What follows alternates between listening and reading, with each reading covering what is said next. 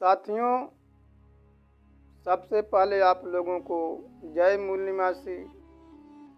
साथियों, जातियों के बारे में तो आप लोग जानते ही होंगे, लेकिन अनुसूचित जाति कौन है और अनुसूचित जाति का मतलब क्या होता है, इसको जानने के लिए 1931 के इतिहास में जाना पड़ेगा कि जब बाबा साहब डॉक्टर बी.आर. अम्बेडकर ने 1931 में राउंड टेबल कॉन्फ्रेंस लंदन में अछूतों के लिए एक स्वतंत्र संघ की मांग की, तो बाबा साहब डॉक्टर बी.आर. अम्बेडकर ने अंग्रेजों को समझाने में सफल रहे कि अछूत हिंदू नहीं है। ब्राह्मण धर्म में 4 वर्ण होते हैं, ब्राह्मण, क्षत्रिय, वैश्य और शूद्र, और अछूत इसमें नहीं है, यानी ये वर्ण व्यवस्था के ये बाहर के लोग हैं।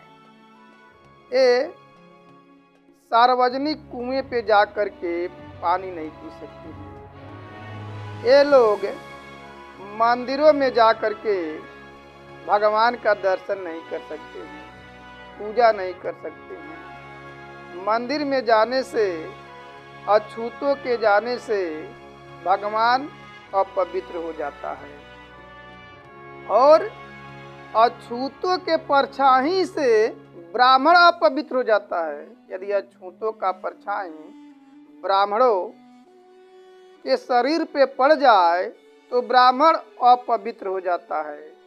यहाँ तक कि उसके पैरों के निशान पे यदि ब्राह्मण का पैर का निशान पड़ जाता है तो भी ब्राह्मण अपवित्र हो जाता है।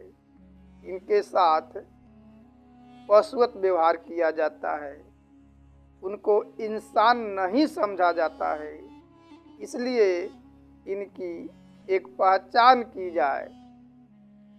तब उस समय के जनगणना आयुक्त मेजी एच हटन ने पूरे भारत में घूम घूम करके अछूत जातियों का पहचान किया, और उन्होंने पाया कि जिस प्रकार से हिंदू, मुस्लिम, सिख और एग्लो इंडियन हैं, उसी प्रकार से अछूत बहिष्कृत एक स्वतंत्र वर्ग है।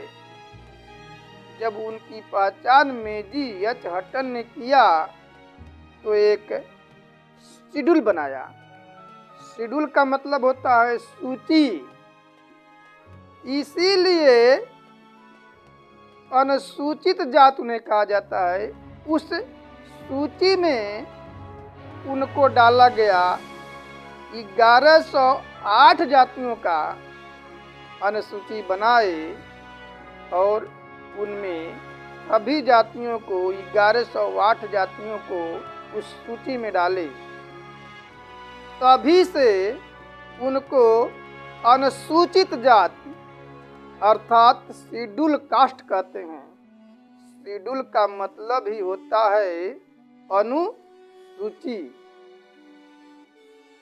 तो भारत सरकार ने अनुसूचित जाति अध्यादेश 1935 में जारी करके उनको कुछ सुविधा दिया, अछूतों को, अनुसूचित जातियों को कुछ सुविधा दिया, और इसी के आधार पे 1936 में शेड्यूल कास्ट के लोगों को अनुसूचित जाति अध्यादेश के ही आधार पे आरक्षण का सुविधा दिया गया, और 1936 के ही अनुसूचित जाति अध्यादेश के द्वारा उसी में कुछ हेरा फेरी करके, संशोधन करके